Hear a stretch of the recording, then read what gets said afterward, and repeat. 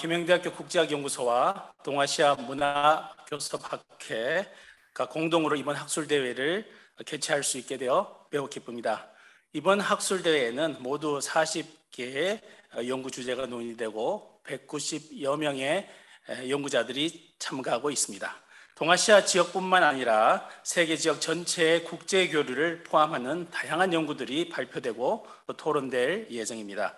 김영대학교에 여러분들을 모시고 직접 만나 뵙고 학술대회를 개최하기를 바랬는데 각국의 여건이 모두 달라서 이렇게 비대면 학술대회로 진행하게 되어 아쉬운 마음이 있습니다. 김영대학교 국제학연구소는 1995년에 설립되었습니다. 중국과 일본을 포함한 동아시아 지역, 미국 지역, 유럽 그리고 중남미 지역에 이르기까지 세계 여러 지역을 심층적으로 분석하고 지역과 국가 간의 관계에 대한 연구를 하는 대표적인 국제지역학 연구소입니다. 또한 국제학연구소는 국제지역학 분야의 대표적인 학술지인 국제학논청을 발간하여 국내 연구자들의 관련 연구들을 소개하고 있습니다. 여러 연구자분들이 이번 학술대회에 발표하시는 내용들을 잘 다듬고 완성하셔서 국제학논청에 투고해 주셔도 좋겠습니다. 이러한 계명대학교 국제학연구소가 전통 있는 동아시아 문화교섭학회와 함께 개최하는 이번 학술대회는 두 기관의 학술적인 발전을 위해서 크게 도움이 된다고 생각합니다. 이번 학술대회 이후에도 두 기관이 학술 교류를 포함하여 지속적인 협력의 관계를 유지할 수 있길 바랍니다. 특히 이번 학술대회는 동아시아 문화교섭학회의 제14차 연차대회도 겸하고 있습니다. 성공적으로 학술대회가 개최되길 희망하면서 지금부터 즐거운 토론회 장을 열겠습니다. 감사합니다. 네, 다음은 동아시아 문화교섭학회 회장이신 니시오 가쿠시아 대학 마키즈미 에스코 교수님께서 개회사 및 인사 말씀 해주시겠습니다. 大丈夫でしょうか。大丈夫です。はい。二松学舎大学の牧泉でございます。皆さんおはようございます。昨年度の大会の開催を担当いたしました関係で、慣例により会長として開会のご挨拶を申し上げます。今回の大会のテーマは、パンデミックが国際交流に及ぼした影響の歴史的検討とコロナ超えへの展望を考えるというものを掲げております。3年目に入るパンデミックの中で、我々は研究・教育活動を続けております。これは非常に不便で、不自由な制約に強いられたことは確かです。一方で、これまで当たり前のようになっていた日常、常識、あるいは前提について根本から問い直す貴重な機会でもありました。特に大学の運営に関わる我々にとっては、大学教育とは何か、学問研究とは何かということが切実に問われました。今、2つの問題を挙げたいと思います。一つは、オンラインという方法の導入によってもたらされた教育の質の変化。一つは、学問は不要不急かという問いです。今回の大会もそうですが、オンラインという方法が地域を超えてつながることを可能にした極めて優れた技術であることは間違いありません。オンラインの導入によって教育や研究の分野にも多くの革新がもたらされることになるでしょう。しかし同時に人と人が会って話し議論する空間、これが特に人文学の分野では自然科学の分野とは異なる次元で重要であることも我々は知ります。中国の春秋時代の昔からそうであったように、解明、すなわち違う文化を背景に持つ者たちが一堂に会し、一つの目的のために議論、交渉し、神に誓いを立てることという儀式。それは情報の伝達を超えた大きな文化的価値なのだと思います。オンラインの便利さと同時に場を共有することの大切さ、これを我々はコロナ禍から学びました。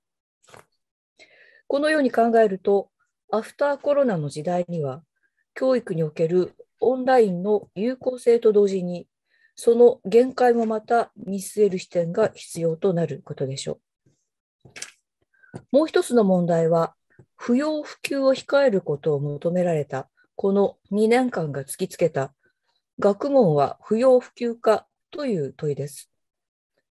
論語にも、まず行動、余力があれば文を学ぶとあります。まずは健康、もっと言えば生きていることが第一。その上で学問をするというのが筋です。大学で勉強するために命がけで通学しろと学生に強要することはできません。しかし、また同時に学問、教育、そして国際交流における文化の共有、これは不要不急とはまた別のレベルで重要な価値を持つものだと思います。また、そのような研究、交流の場でありたいと我々は願います。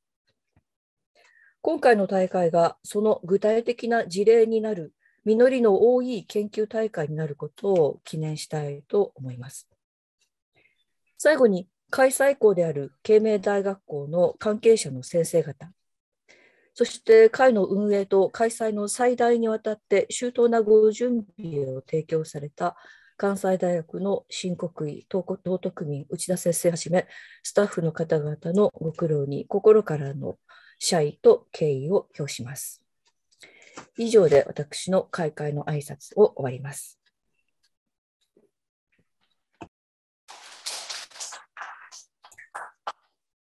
마키즈미 에스코 교수님 인사 말씀 감사드립니다. 다음은 이번 학술대회 공동 주최 기관인 계명대학교에 관한 홍보 영상을 감상하시고요.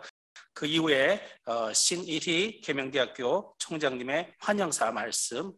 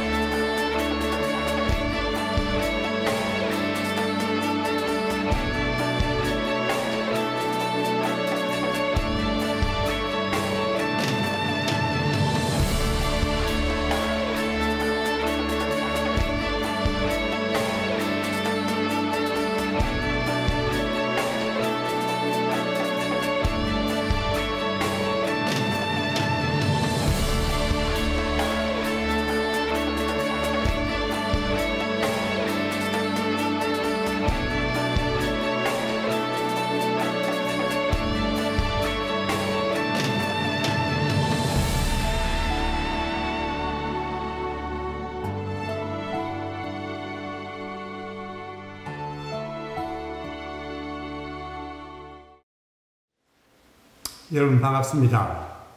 Society for Cultural Interaction in East Asia와 계명 University Institute for International Studies가 공동으로 주관하는 국제학술대회를 계명대학교에서 개최하게 되어 매우 기쁘게 생각합니다.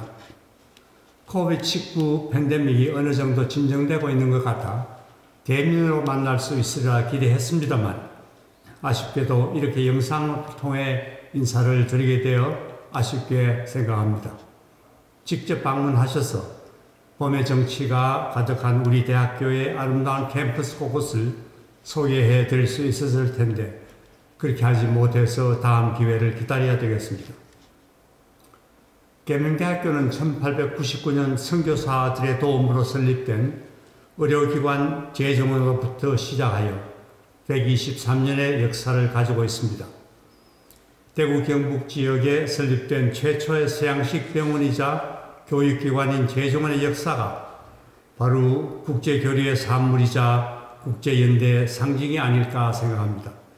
그런 의미에서 우리 대학교가 이번 주제에 잘 어울리는 대학교 장소라고 여겨집니다. 이번 학술대회 주제는 동아시아 전체를 대상으로 한 국제교류의 역사적 사례를 발굴하고 검토하는 것과 팬데믹이 동아시아 국제교류에 미친 영향과 그 이유를 전망해 보는 것입니다. 세계 각국이 팬데믹 이후의 엔데믹을 대비하고 있는 시기에 이번 학술대회에서 다루지는 다양한 논의가 비단 연구의 차원에서뿐만 아니고 각국의 정책에도 많은 영향을 줄 수 있으리라고 생각합니다. 사람, 상품, 자본, 정보의 이동이 다시 활발해질 것으로 예상되는 상황에서 과거 국제교류의 역사를 검토하고 향후 전개될 국제교류의 방향성을 전망해보는 중요한 시간이 될 것으로 기대합니다. 이번 대회에서는 총 34개의 패널 토의가 이루어지고 참가자는 한중일 3국을 중심으로 미국, 영국, 타이완, 홍콩 등에서 총 164분의 학자들이 참가하십니다. 기조 강연자인 계명대학교 이성환 교수님, 베이징대학의 만명 교수님, 도쿄대학의 사이토 마레시 교수님께 깊은 감사의 인사를 드립니다. 아무쪼록 우리 대학교 국제학연구소와 공동 학술대회를 개최하는 동아시아 문화교섭학회 제14차 연차대회가 의미 있게 잘 마무리될 수 있기를 바라고 향후에도 우리 대학교와 지속적인 학술 교류와 인적 교류가 이루어질 수 있기를 희망하며 학회 참가자 여러분들의 건성을 기원드립니다. 감사합니다.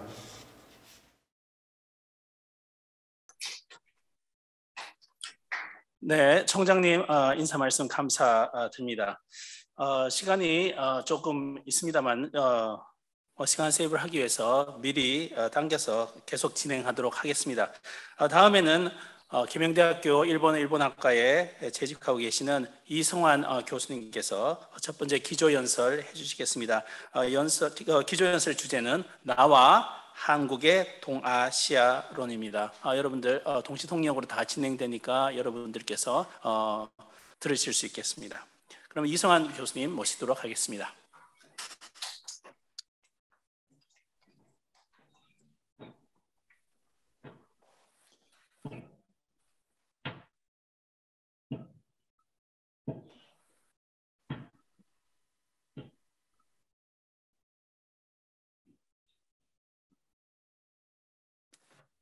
자, 여러분 반갑습니다.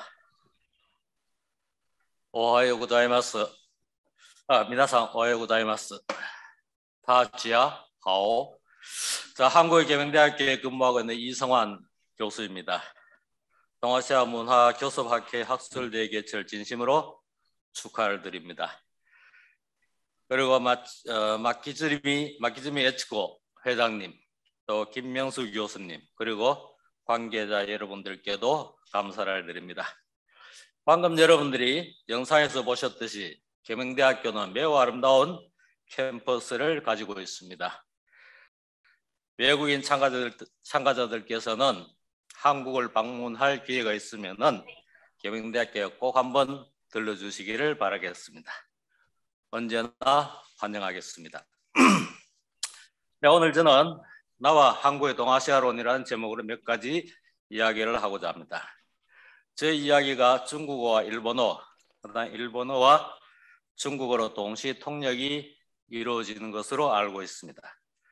통역을 통해서 전달되기 때문에 외국인 참가자들께서는 다소 불편함이 있을지도 모르겠습니다. 그리고 언어의 통일을 이해하기 어려운 점이 있어서 PPT와 같은 시청각 자료를 별도로 마련하지는 않았습니다. 발제의 내용을 구두로만 전달하게 된 점을 널리 양해해 주시기를 바라며 통역의 편성 등을 고려하여 프리시딩의 원고를 요약한 형태로 진행을 하도록 하겠습니다. 오늘 저의 발제는 제목에서 나타나 있듯이 저 자신에 관한 이야기를 간단히 말씀드리고 이어서 한국에서 진행되고 있는 동아시아 관련 연구에 대해서 말씀을 드리겠습니다.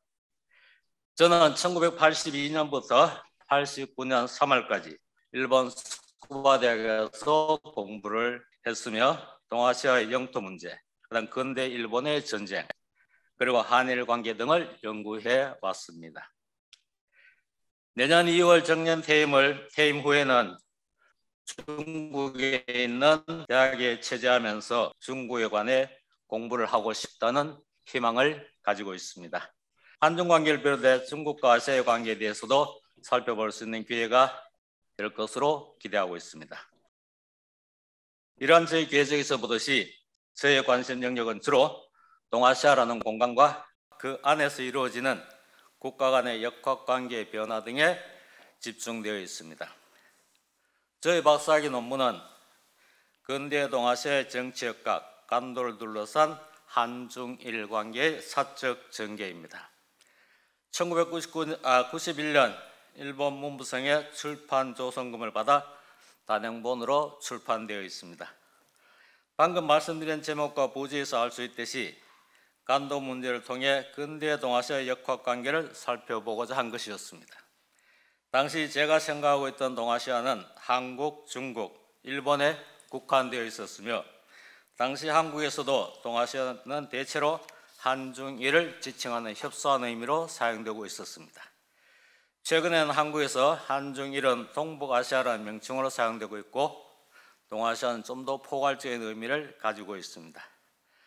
간도는 현재 중국의 연변 조선족 자치주를 가리킵니다. 당시 한국과 일본에서는 그 지역을 간도라고 불렀으며 중국에서는 영길 또는 연변이라고 했습니다. 제가 간도에 관심을 가졌던 이유는 다음과 같습니다. 간도는 역사적으로 19세기 후반부터 한국과 중국 사이 영유권이 명확하지 않은 미개척지로 알려져 있었습니다.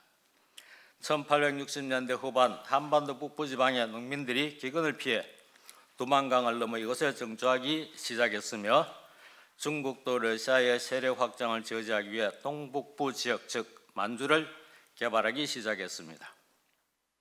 이러한 상황에서 한중 간의 간도를 둘러싼 영유권 분쟁이 발생하게 됩니다. 1885년과 1887년에 두 번에 걸친 한중 간의 국경 담판을 통해서도 간도의 영유권 문제는 해결되지 않았습니다. 그 결과 간도는 조선인의 연장지로서의 의미를 가지게 되었고 그 지역을 둘러싼 한중 간의 갈등도 깊어졌습니다. 그 후 한국을 보호구로 하고 있던 일본은 1909년 그곳에 거주하는 조선에 대한 지배권을 확보하는 대신에 중국의 영유권을 넘겨주는 조약을 체결하게 됩니다. 이른바 간도 협약입니다. 조약 체결 당시 간도에 약 10만 명의 조선인이 한국인이 거주하고 있었고 1945년 제2차 세계대전이 끝날 때에는 약 60만 명 정도가 거주하고 있었습니다. 식민지 시기에 해외에 있던 한국인 거주지 중 최대 규모였으며 이를 배경으로 항일 운동이 가장 활발했던 지역입니다. 간도 협약의 결과 간도의 주민은 조선인 그리고 그들에 대한 지배권은 일본에게 있었으며 영토권은 중국이 가지게 되었습니다. 근대국가의 기본 요소인 국민, 주권, 영토가 한국, 중국, 일본 세 나라에 분산되어 있는 보기 드문 특수지역이 되어버린 것입니다. 이것은 당시 한중일의 삼국관계를 상징한 듯했습니다. 이러한 지역적 특수성을 배경으로 전개되는 복잡다기한 정치 사회적 현상을 총체적으로 간도 문제라 불렀습니다. 저희 관심은 이처럼 특수한 구조화에서 전개되는 한중일이라는 행위자의 동적 관계를 파악하고자 한 것이었습니다. 일본은 간도에서 조선인에 대한 지배권을 지렛대로 하여 중국 동북부 지역으로 세력 확장을 계획했고, 중국은 조선인의 중국화를 통해 일본의 침략을 저지하려 했으며, 조선인들은 중일 양국의 충돌에서 발생하는 지배력의 공백을 이용하여 독립운동을 활발히 전개했습니다. 이러한 상황 속에서 조선인들의 정체성이 변화하고 공산주의를 적극적으로 수용하는 경향을 보였습니다. 그 연장선상에서 오늘날의 연변 조선적 자치주가 성립했다고 볼 수 있습니다. 이 과정에서 제가 특히 주목한 것은 새 민족 또는 국가가 그 지역에서 공존할 수 있는 조건에 대한 것이었습니다. 명확한 결론은 도출하지는 못했습니다마는 근대기의 한중일을 둘러싼 착종 현상을 파악하는 데는 크게 도움이 되었습니다. 제가 유학을 마치고 귀국한 1990년대 초, 한국에는 동아시아 담론이 태동하기 시작했습니다. 왜 이 시기에 동아시아 담론이 발현했을까인데, 종래와는 다르게 동아시아가 지역으로서의 자율성, 즉 자기 존재 증명의 여지가 생겼기 때문입니다. 탈냉전과 세계에 따른 지역주의가 바로 그것입니다. 소련을 비롯한 공산권 국가의 붕괴로 냉전 체제의 규정력이 약해지고 글로벌리즘에 대응하기 위한 지역주의의 필요성이 대두하게 된 것입니다. 이러한 시대적 변화를 배경으로 1993년 최원식 씨의 탈냉전 시대와 동아시아적 시각의 모색이라는 논문이 발표되었습니다. 이 논문이 한국에서 동아시아 담론을 촉발시켰다고 알려지고 있습니다. 최원식 씨는 논문에서 탈냉전이라는 시대적 상황에서 한국 지성은 과거의 제국이나 냉전과 같은 상위 체제의 구속을 벗어나 새로운 방향을 모색해야 하며, 그것이 동아시아적 시각이라고 주장을 하고, 민족주의를 넘어서 창조적인 동아시아의 연대를 모색해야 한다고 역설했습니다. 이러한 그의 주장은 탈냉전 시대에 한국 지성의 사유를 동아시아로 확대했다는 점에서 높이 평가받았으며, 다양한 논의를 촉발시키는 출발점으로 작용했습니다. 이 논문을 계기로 주로 인문학을 중심으로 동양문명론, 유교 한자 문화권, 유교 자본주의론 등이 주요 담론으로 등장했습니다. 그러나 이때의 동아시아론은 한중일 삼국을 대상으로 한 협소한 개념의 동아시아론에 머물러 있었습니다. 이러한 한중일의 동아시아론은 1997년과 98년에 걸친 동아시아 금융위기를 계기로 지역적 확장을 경험하고 현실적 담론으로 발전하였습니다. 1997년 아세안의 초청으로 쿠알라룸푸르에서 아세안 플러스 한중일, 즉 아세안 플러스 3 정상회의가 개최되었고, 금융위기의 극복 과정에서 동아시아 국가들 간의 협력의 필요성이 대두된 것입니다. 이를 계기로 한국에서는 아세안 플러스 3라는 프레임워크가 작동하기 시작했습니다. 사유와 담론 수준에 머물렀던 동아시아론의 현실성이 부여되고 정부의 정책 등을 통해 구체화되기 시작했습니다. 무엇보다도 한중일 중심의 동아시아론이 동남아시아를 포괄하는 개념으로 확장되면서 한국의 동아시아론이 지적 지평을 넓혔다는 점에서 중요한 의미를 가지고 있습니다. 여기에서 우리가 주목해야 될 점은 동아시아 지역주의가 동북아시아가 아니라 동남아시아 지역 협력체인 아시안이 리더십을 발휘하고 거기에 동북아 삼국이 보조를 맞추고 있는 형태를 띠고 있다는 점입니다. 이는 동아시아 지역주의가 아세안 방식의 통합 전략에 유효하게 작용할 수 있다는 의미이며, 그 후 한국의 동아시아론에도 영향을 미치게 됩니다. 동남아시아는 정치행정, 문화, 종교 등에서 다양성과 혼종성을 가지고 있습니다. 그럼에도 1965년 인도네시아, 말레이시아, 필리핀, 싱가포르, 타이 등의 5개국으로 출발한 아세안이 브루나이, 베트남, 라오스, 미얀마, 캄보디아 등으로 확대되어 지역협력체를 형성해 갔습니다. 이러한 통합 과정은 과거의 역사적 경험이나 문화적 근접성이 약해도 지역을 단위로 새로운 정체성을 형성해 갈 수 있는 가능성을 보여주는 것이었습니다. 한국의 경우 역사적 문화적 동질성이 약한 동남아시아를 포괄하여 사고할 수 있는 지적 기반을 여기에서 찾을 수 있게 된 것입니다. 그 연장선상에서 김대중 정부는 한중일의 동북아시아와 아시안의 동남아시아를 아우르는 동아시아 경제 협력에 대한 구상과 정책을 펴게 됩니다. 김대중 대통령은 1998년 동아시아 지역 협력을 위한 중장기 비전을 연구하는 동아시아 비전 그룹의 설치를 제안하였고, 이 그룹은 2002년 말 동아시아 공동체를 향하여 평화, 번영, 진보의 지역이라는 보고서를 제출하게 됩니다. 보고서는 장기적으로 EU와 같은 수준의 동아시아 공동체 형성을 설정을 하고, 아세안 플러스 3 정상회의를 동아시아 정상회의로 격상시켜서 결속을 강화할 것을 제안했습니다. 그 결과 2005년 제1차 동아시아 정상회의가 개최되기에 이르렀고, 다양한 협력기구들이 만들어지기 시작했습니다.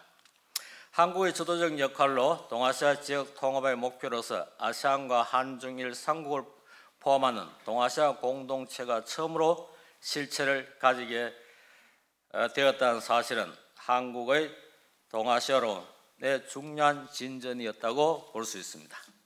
이러한 정부의 움직임을 배경으로 동아시아 공동체에 대한 학계의 논의도 본격화했습니다. 아시아의 가치론, 아시아적 가치론 등 인문학을 중심으로 한 담론이 줄어들고 사회과학을 중심으로 한 협력에 관한 논의가 활발히 전개되었습니다. 관련 연구에 대한 정부의 지원도 큰 역할을 했으며, 이 시기는 한국에서 동아시아에 대한 논의가 가장 활발하게 이루어졌던 시기였습니다. 저희 계명대학교에서도 2007년 동아시아 공동체를 향하여 라는 제목으로 대규모 국제학술회의를 개최하였습니다. 그 후 2003년 북한 핵 문제가 돌출하면서 이를 관리하기 위해 남북한, 미, 중, 러 1이 참가하는 6자 회담의 틀이 만들어졌습니다.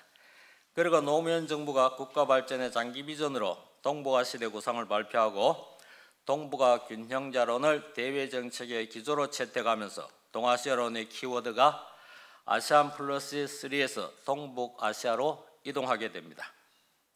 그리고 경제적으로도 한미 FTA가 부상하면서 아세안 플러스 3에 대한 관심이 약화되었습니다. 한국의 정치, 안보와 경제적 현실이 반영된 것이었습니다.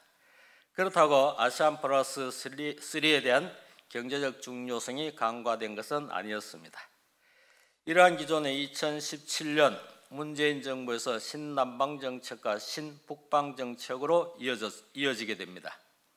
정치와 안보는 동북아시아를 중심으로 한 신북방 정책으로 신북방 정책으로 구체화되었고, 아시안 국가들과의 경제 협력을 강화하는 신남방 정책이 강조되었습니다. 이상의 과정을 거치면서 지역적으로 확장되던 한국의 동아시아로는 정치 안보 측면은 동북아시아 중심으로, 경제적으로는 아시안을 포괄하는 동남아시아로 분기 갈라졌다고 볼 수 있습니다. 그럼에도 한국에서는 동남아시아를 포함한 동아시아론에 대한 관심은 줄어들지 않고 있습니다. 2004년부터 최근까지 구글 트렌드 국내 이용자 검색어 추이에서는 동아시아와 동북아시아에 비해 동남아시아의 빈도수가 절대적으로 많은 것으로 나타나고 있습니다. 그리고 경제적으로는 중국, 일본, 아시안과의 교역이 전체의 50% 이상을 차지하고 있으며, 한국의 연간 출국자의 약 90%가 동남아시아를 향하고 있으며, 입국자의 약 80%가 동아시아, 즉 중국, 일본, 동남아 지역 사람들로 구성이 되어 있습니다. 이는 한국인들의 생활 세계에서 동남아시아를 포함한 동아시아가 만들어지고 있다는 의미이기도 합니다. 서울대학교 아시아연구소가 2021년도에 실시한 아시아 지역별 호감도 조사에서도 동북아시아와 동남아시아가 거의 비슷한 수준을 보이고 있습니다. 구체적으로는 동남아시아가 57.1%이고 동남아시아가 53.7%로 나타나고 있습니다. 최근에는 동아시아론을 메가아시아로 확장해야 한다는 논의가 등장하고 있습니다. 아시아 전체를 하나의 단위로 설정하고 아시아 내에 존재하는 다양한 지역들 간의 상호작용 네트워크를 분석해야 한다는 시각입니다. 이러한 메가 아시아적 접근은 기존의 동아시아 담론과 동아시아 공동체론을 비판하고 그 대안으로서 제기된 것이 아니라 동아시아 지역의 수평적 외연 확대와 현실적 과제를 보다 적극적으로 검토해야 한다는 필요성을 제기한 것으로 보입니다. 네트워크로서의 아시아라는 관점과 아시아인의 통합 성과를 활용하여 지역과 지역을 연결하여 실천을 모셔가는 메가 아시아로는 충분히 검토의 여지가 있다고 생각이 됩니다. 그러나 이러한 시도가 동아시아라는 지역성과 구심점을 약화시켜 실질적인 동아시아 공동체 형성을 어렵게 한다는 지적도 간과할 수는 없을 것 같습니다. 다음으로는 한중일을 중심으로 하는 신동북아 관계론에 대해서 간단히 말씀을 드리겠습니다. 앞에서 말씀드린 바와 같이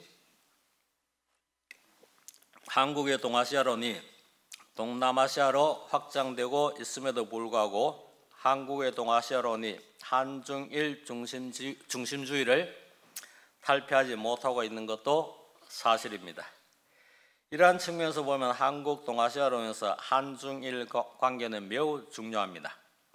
전통적으로 한국에게 중국 및 일본과의 관계는 일위 대수로 여겨져 왔으며 1965년의 한일 수교와 1992년의 한중 수교 이후 양국과의 관계는 지속적으로 발전해 왔습니다. 1998년 10월 김대중 대통령은 일본을 방문하여 21세기의 새로운 한일 파트너십 공동선언을 발표하였습니다. 그리고 11월에는 중국을 방문하여 양국 관계를 협력 동반자 관계로 격상시켰습니다. 그 후 2002년 한국과 일본은 축구 월드컵 대회를 공동으로 개최하고 2003년 중국은 한국의 최대 수출국이 되었습니다. 먼저 최근의 한일 관계를 살펴보겠습니다. 1965년 이후 한일 관계는 지속적으로 발전해 왔습니다.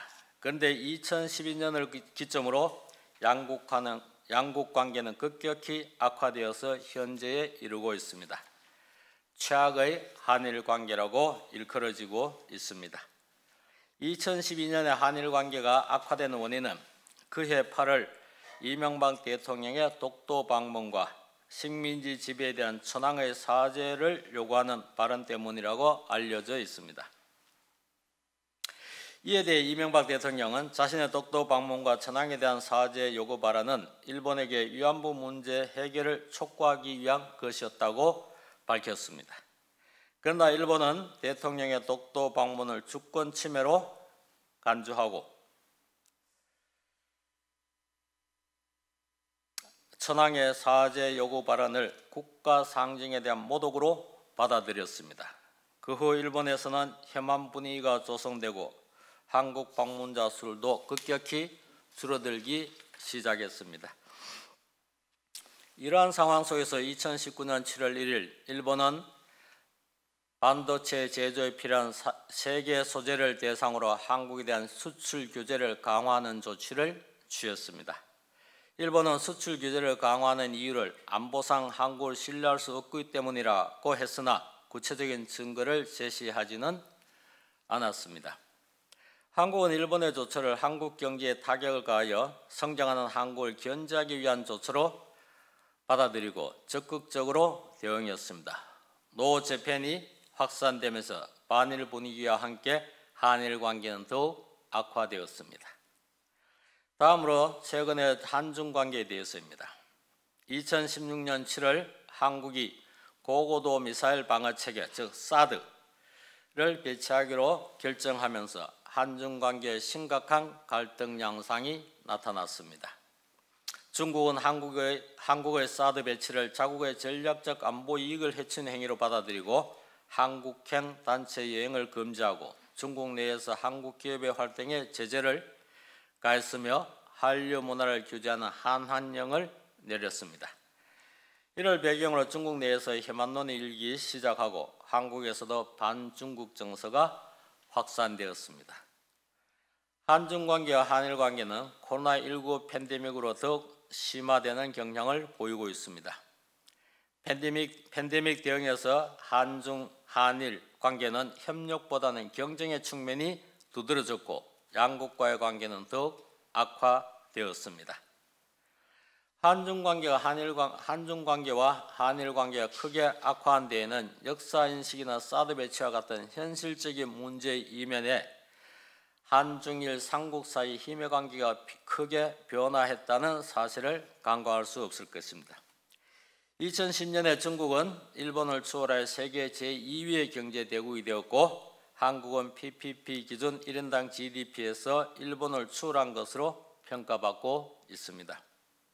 종래의 한중일의 힘의 관계가 역전되거나 그 격차가 급격히 줄어든 것입니다. 이를 배경으로 한중일 관계 및 국민들의 의식은 과거의 협력 관계에서 경쟁 관계로 급격히 빠르게 전환되었으며 힘의 중심도 일본에서 중국으로 이동하고 있습니다. 아편전쟁 이래 180년 만에 동북아시아에 나타난 한중일 간의 역학관계의 변화라고 해도 좋을 것 같습니다. 이러한 현상은 한중일 삼국의 지향성을 변화시키고 있습니다. 중국은 아편전쟁 이전의 중화제국의 부활을 향하고 있고 일본은 제2차 세계대전 이전의 대일본 제국의 위상을 회복하려 하고 있습니다. 한국은 전례 없는 국력 신장을 바탕으로 새로운 한중일 관계, 즉 수평적 관계의 구축을 지향하고 있습니다. 앞에서 지적한 수출 규제 조치나 사드 문제 등은 이러한 역학관계의 변화를 반영하지 못함으로써 나타난 부조화 현상으로 볼 수 있겠습니다. 역학관계의 변화를 배경으로 한 각각의 지향성의 차이가 한중일의 갈등 구도를 심화시키고 있는 것입니다. 현재 약화된 관계가 일정 기간 지속될 것이라는 전망도 이러한 맥락에서 이해할 수가 있을 것입니다. 마지막으로 지금까지 내용을 정리하고 몇 가지를 부연해서 말씀을 드리도록 하겠습니다. 한국의 동아시아로는 학술적, 정책적인 면에서 동북아시아에서 동남아시아로 그리고 메가아시아로 지역적 범위를 계속 확장해 가고 있습니다. 반면에 동아시아 담론의 출발점자 핵심 축이라 할 수 있는 한중, 한일 관계는 경제적 의존성 및 인적 교류가 확대되고 있음에도 불구하고 경쟁과 갈등이 심화되고 있는 이른바 아시아 패러독스 현상을 보이고 있습니다. 동아시아라는 전체적인 측면에서 보면은 2015년 아세안 공동체의 출범에서 보듯이 동남아시아 지역은 지역 협력의 수준을 높여가고 있는 데 반해 동북아시아 지역은 분열적 양상을 보이고 있습니다. 동아시아 공동체 형성에 있어서 주요한 역할을 해야 할 동북아시아가 오히려 원심력으로 작용하고 있는 것입니다.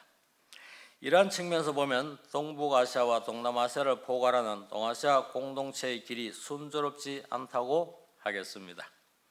2021년 서울대학교 아시아연구소의 조사에 의하면 아시아 지역 공동체 형성의 가능성에 대해 잘 안 될 것이다 로 응답한 사람이 64.4%를 차지하고 있고 잘 될 것이다 라는 응답이 35.6%로 나타나고 있습니다. 다만 공동체 형성의 필요성에 대해서는 필요하다와 필요하지 않다가 44%와 43.4%로 거의 같은 수치를 보이고 있습니다. 이와 관련하여 한국의 동아시아론이 중요한 축으로 삼고 있는 동북아시아를 단위로 한 지역협력 형성의 가능성 문제도 우리가 생각해 볼 필요가 있습니다.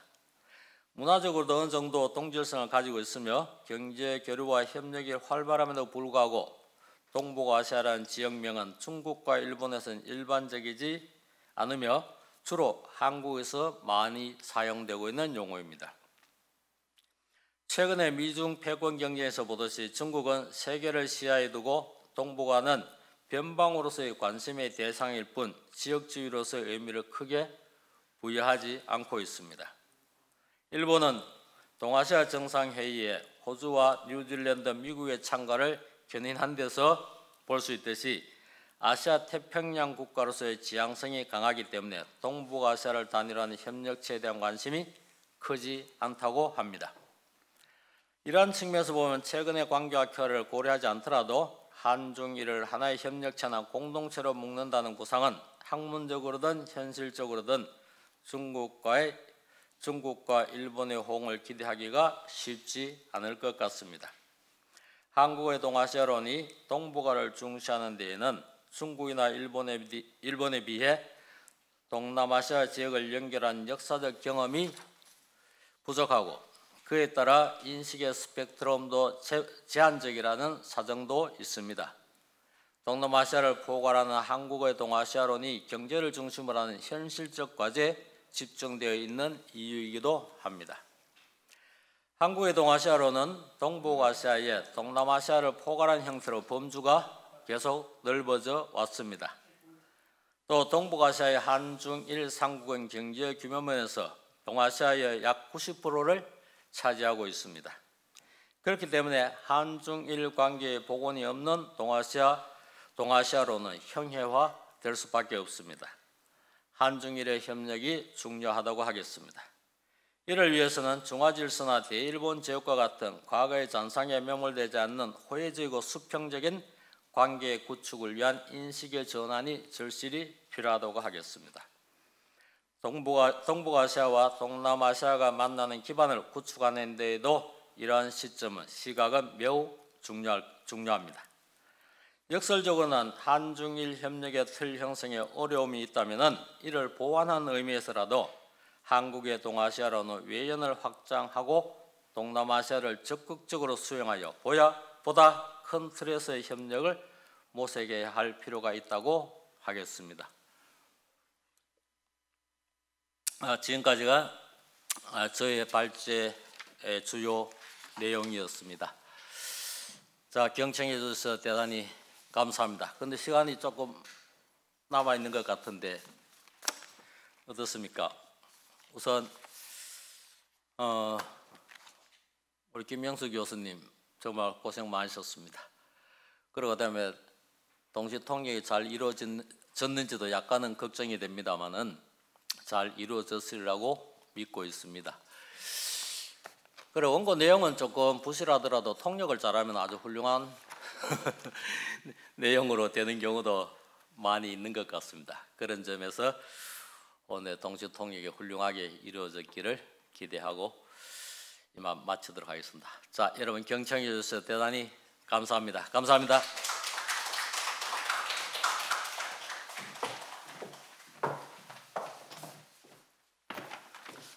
이성환 교수님 감사드립니다. 나와 한국의 동아시아론 최근 이루어진 한국, 중국, 일본 세 나라를 중심으로 해서 우리 동아시아 전체에 대한 이야기거리를 흥미롭게 잘 풀어내서 우리에게 들려주신 것 같습니다.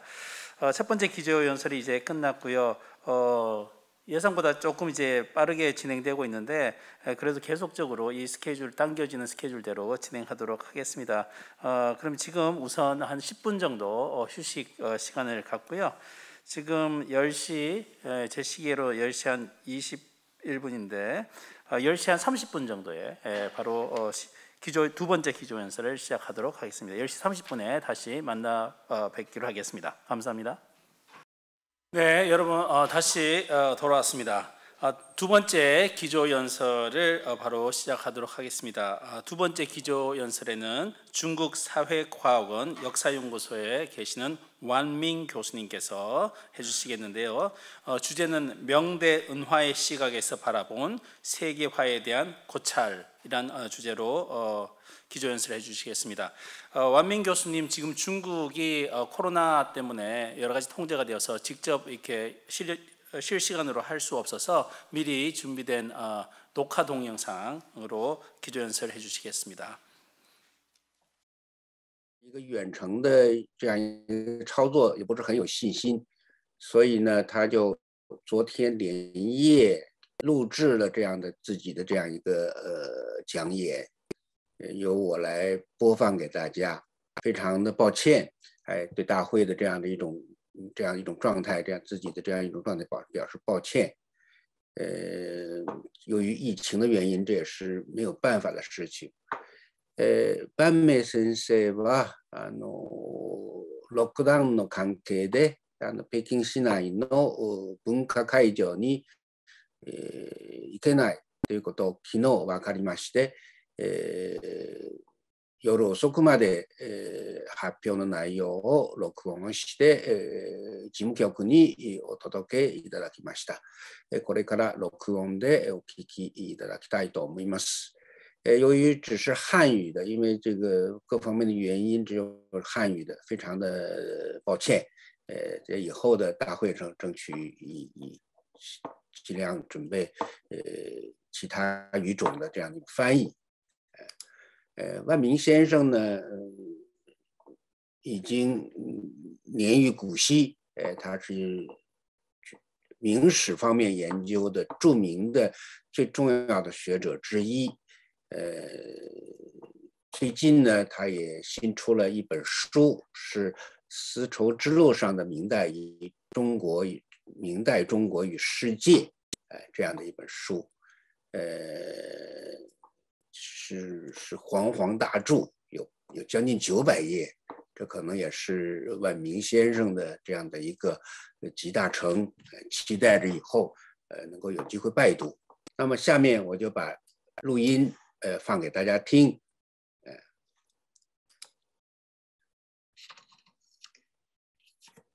我报告的题目是何以全球化？明代白银货币化视角的考察。何以全球化？追寻全球化的起源，人类走向共同的发展趋向全球化，是在15到16世纪，这也是世界走向近代化的历史进程。这一历史进程开端于人类海上的活动。15世纪初，中国大航海正和七下印度洋拉开了全球化诞生于海上的序幕。15世纪末，西方大航海翻开了全球化的地理大新篇章。然而16世纪全球化开始于经济全球化，并非地理的全球化。经济全球化形成一股巨大的潮流，席卷全世界。到底是哪种因素推动了经济全球化的出现与发展呢？对于经济全球化的开启，迄今大多数学者是从西方大航海角度做出解释的，这不是历史的真实。整个世界不是纳入了一个西方大航海开端的全球化历史进程的。下面呢，我从明代白银货币化的视角对此略抒己见，上启方家四正。一、明代白银货币化与中国引领经济全球化诞生。经济全球化的开启需要从明代白银货币化的过程谈起。首先，从时间上看，明初禁用金银交易，但在市场与国家的博弈过程中，出现了白银自下而上的从市场崛起的不同寻常的货币化现象，是市场经济的萌发，并大致在15世纪后半叶得到官方认可，由此产生了国家与社会自下而上和自上而下的对于白银的巨大的需求。而由于本国自产白银数量有限，严重阻碍了国内市场的拓展，客观上迫使中国商人通过贸易从海外获取白银，投入到国内市场。在16世纪40年代，日本银矿出产的急剧增长，正是在中国巨大需求的刺激下触发的。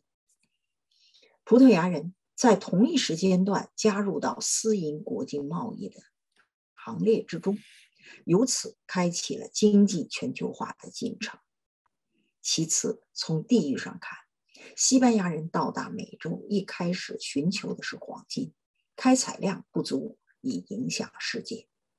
16世纪70年代，西班牙人占据了菲律宾马尼拉，立刻了解到中国商人在贸易中只要白银，于是呢，开辟了中国港口，到马尼拉，菲律宾的马尼拉，到阿卡普尔科，就墨西哥的阿卡普尔科，到秘鲁的利马的航路，也就是马尼拉大帆船贸易，跨越了3大洲的所谓大三角贸易，主要进行的是白银和中国商品的贸易，从而参与了全球第一个经济体系的建构，形成了全球化第一波经济全球化的主要特征。2. 明代中国推动经济全球化的发展历程。大规模的白银输入是明代中国商品交换的结果。明朝有识之士看到开海是大势所趋，只能因势利导，以保利权在上。因此，明朝的重要举措有以下2点：一是隆庆元年1567年，在福建漳州粤港开海，准犯东西2洋。明代国际贸易制度发生了根本性的变革，贸易模式从官方朝贡贸易为主，向民间私人海上贸易为主转变，促使民间海商集团的崛起与海外贸易的繁盛发展。开海完成了关税从实物到货币的转变，也使中国古代海上贸易管理向近代海关机器关税过渡。2是在广东、澳门的开埠，这在时间上更早于福建开海，标志了明朝引进外商经营海上贸易的合法化，促成了广州外港的兴起。葡萄牙人在澳门经营中转贸易，在中国商民的积极参与下，以澳门为中心，开辟了多条海上国际贸易航线，推动了海上白银之路极大发展，建立起了全球国际贸易网络，成为经济全球化开端的历史见证。明代经济的转型推动了嘉靖后期对外政策的转变，开启了新的海上贸易模式。一个呢，就是在福建漳州粤港开海，另外一个就是广东澳门的开埠。那么粤港开海孕育了福建海商合法化及其集团的崛起。到明万历末年，中国海商集团迅速成长壮大，成为17世纪西太平洋海上贸易的主体力量。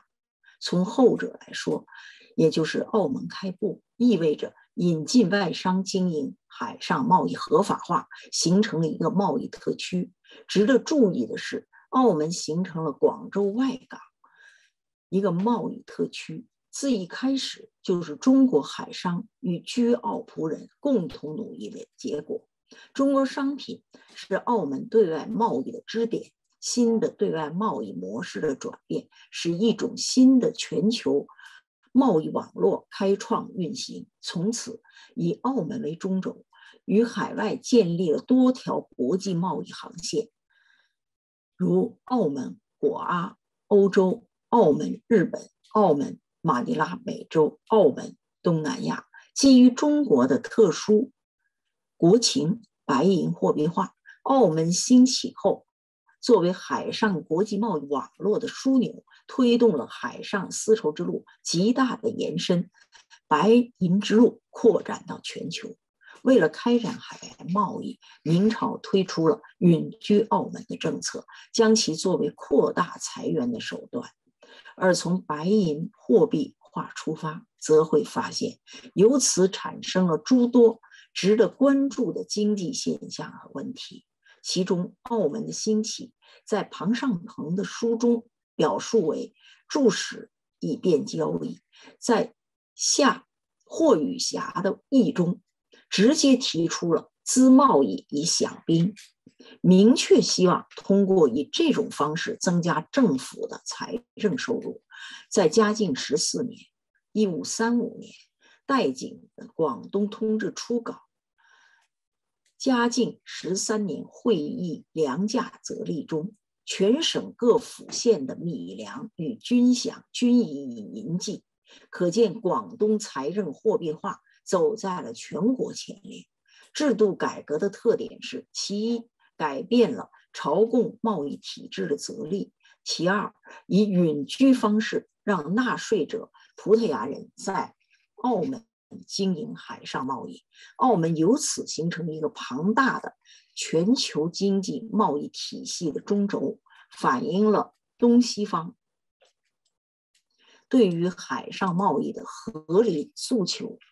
澳门发生以及由此导致的白银需求和贸易模式的变化，加速了明代中国以全球白银贸易体系建构的互动关系，推动了明代国家与社会的近代转型。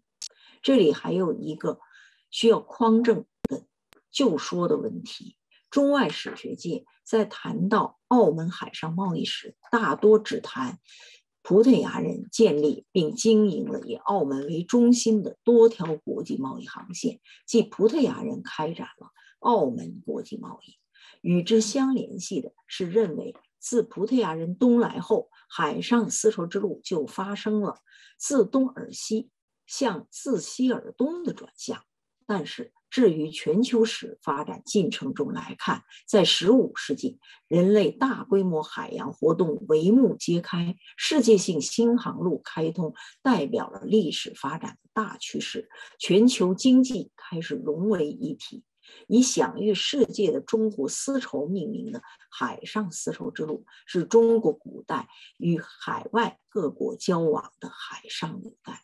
葡萄牙人东来，中国明朝政府的政策转变，澳门以白银贸易而兴起，促使海上丝绸之路极大的扩展和延伸，形成了新样态白银之路，与世界市场的初步形成同步发生，从而推动了全球融为一个整体的进程。拓宽研究的时空范围，以往成定论的概念就暴露出了问题。首先，从历史发展脉络看，在中世纪，中西经济关系本是不平衡的，中国先进，西方落后。即使是葡萄牙人东来，在中国与西方直接交往的开始时期，也没有立即改变这一状况。所以不能想当然地认为，自西方人一东来，中国就落后了。因为中国明朝在当时是一个庞大的文明古国，而当时的欧洲尚拿不出能与东方抗衡的商品，中国传统的丝绸、瓷器等商品仍独步世界，仍旧在东西方交往中占有不可替代的重要地位。其次，当时的海上丝绸之路也不能简单的视为西方海外扩张的工具，因为中国在当时并没有落后于西方，也不是被动的纳入世界市场的。从亚洲国际贸易自古已经存在而言，丝绸故乡在中国，白银需求自中国时，葡萄牙人只是一个加入者，所以丝路并不存在自西而东的转向问题，其实质是中国通过澳门这一辐射地，使海上白银之路得到了极大的扩展，积极参与了世界第一个经济贸易体系的构建，起了引领的作用。从澳门所起的历史作用来看，它是中国领土不同于葡萄牙人的殖民地。尽管葡人的经营在澳门国际贸易中所起的中介作用是重要和显而易见的，应予肯定，但对澳门国际贸易及其历史地位需要做整体的评价，不能仅着墨于葡人的经营。澳门的兴起和发展地位和作用都不能撇开它是在中国的坐标系上这一关节点而孤立看待。澳门作为海上贸易港口城市的迅速崛起是内外动因促成的，但内因是主导因素，是中国内部自发的经济转型形成了巨大的白银需求，触发了澳门兴起，推动着中国走向了全球。中国以世界市场的连接、白银之路的形成，促使16至17世纪日本白银产量的绝大部分和美洲白银产量的一半流入了中国。这是中国以商品交换而来，充分展示了明代中国在全球贸易中的竞争力。重要的是，以白银货币为契机，凭借自身变革的驱动力，中国主动走向海外，引领和推动了经济全球化的诞生。而经济全球化的诞生的关节点就在日本银矿的大开发。当时的日本没有对于白银的需求，这一点在日本货币史专家黑田明生先生在他的专著中充分说明了这一点。但是最终我认为是东西方共同塑造了一个新型整体的世界，全球近代化的历史进程。3、经济全球化形成与特征的分析。根据既往明代白银化的前期研究，我们可以质疑长期以来西方大航海引领了全球化的传统主流说法。追踪历史，我们可以提供一种新的解释框架，即经济全球化是市场经济活动扩张到全球，在全国之间在各国之间联系日益紧密的趋势，这是经济全球化第一波的特点。下面呢，可以分3点来说明。1、经济全球化是世界从传统农业经济向市场经济转型的世界近代化历史进程。在全球化的国际经济关系中，围绕着资源、货币市场的大规模国际交流，白银货币资源前所未有的得到开发，白银形成了世界货币的在全球的流动，市场在世界范围得到了广泛扩张，给人类命运共同体建构全球第一个经济体系提供了一种史无前例的国际交流进程，使国际经济关系日益紧密起来。第2，明代中国引领了经济全球化的诞生。明代中国白银货币化是中国本土内生原发型的早期近代化历程的起源，推动中国走向世界，直接触发了日本大规模的银矿开发，以中日私银贸易为起点，引领了经济全球化风潮的到来。西方葡萄牙人和西班牙人航海东来，积极参与了全球第一个经济体系的建构，由此建构了全球第一个经济体系，为全球化打下了坚实的基础。第3，全球化是世界多元行为主体形成的人类命运共同体走向近代的过程，是资源开发、货币流通、市场扩张到全球各地的过程，是经济活动的一个国际化过程，是市场超越了国界进行大幅度扩张的国际现象。在世界大变革中，中国扮演重要角色的引领作用，日本银矿资源的大开发，以中日贸易发挥的启动作用不容忽视。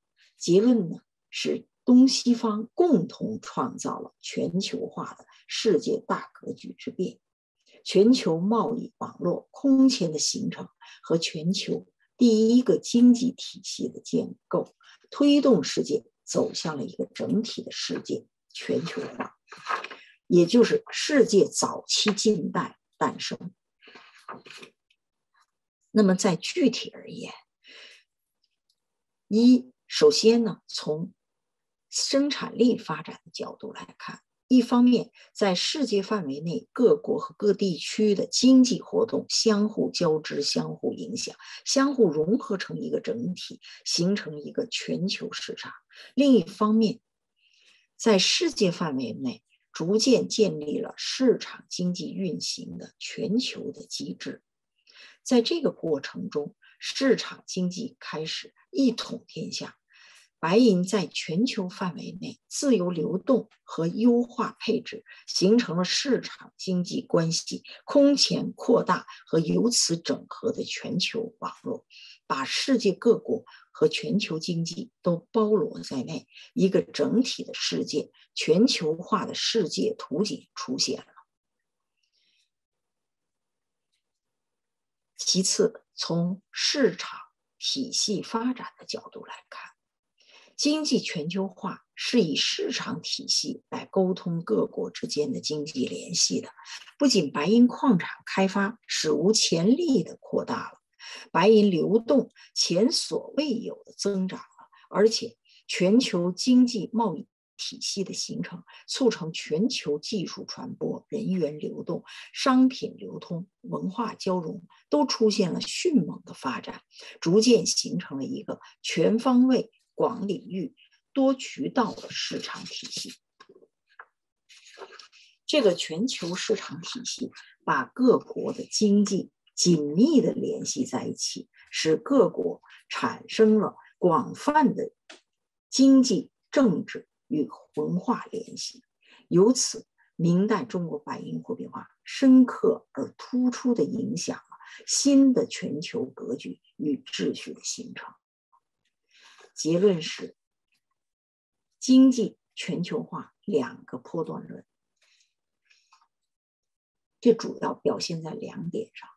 首先，在经济全球化第一波中，世界经济发生重大变化，主要是资源、货币、市场为中心的市场经济兴起。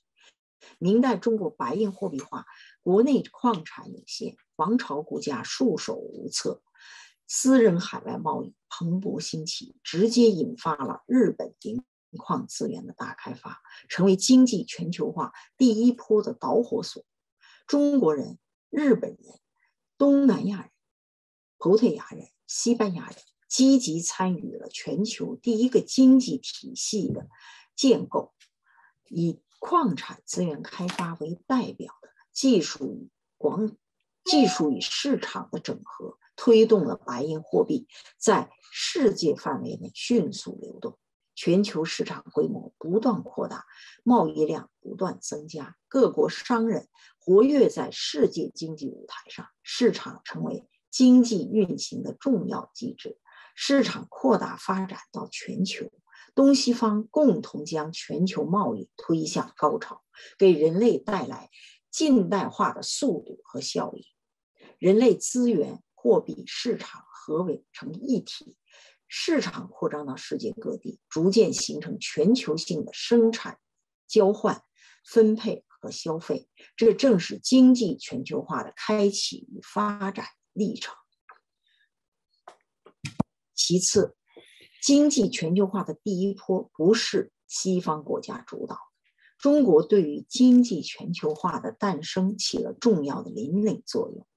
更确切地说，中国市场经济发展，崛起于市场的白银产生巨大白银货币需求，这是中国早期近代化进程的起源，直接触发了日本银矿大开发，中日私银贸易形成全球化第一波风潮的导火索，围绕全球矿产资源、白银货币市场扩张，建构起全球第一个经济体系。此后，至19世纪西方工业革命完成，西方以工业经济引领了全球化第二波风潮的到来，建立起全球第二个经济体系，形成了全球霸权，力图将自身的生产方式逐渐扩展到全球所有的国家。因此，经济全球化首先是市场经济全球化，形成经济全球化第一波，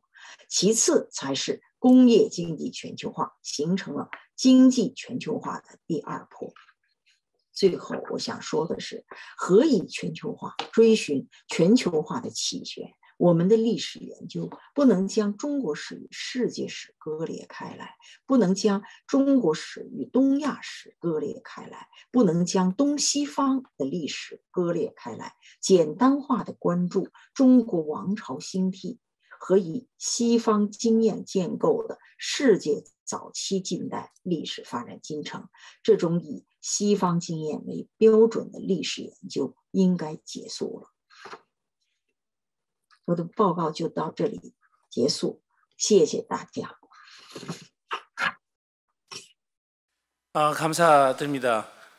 지금부터 휴식을 취하고요. 오후의 세션은 각자 세션에서 알아서 하시도록 하겠습니다.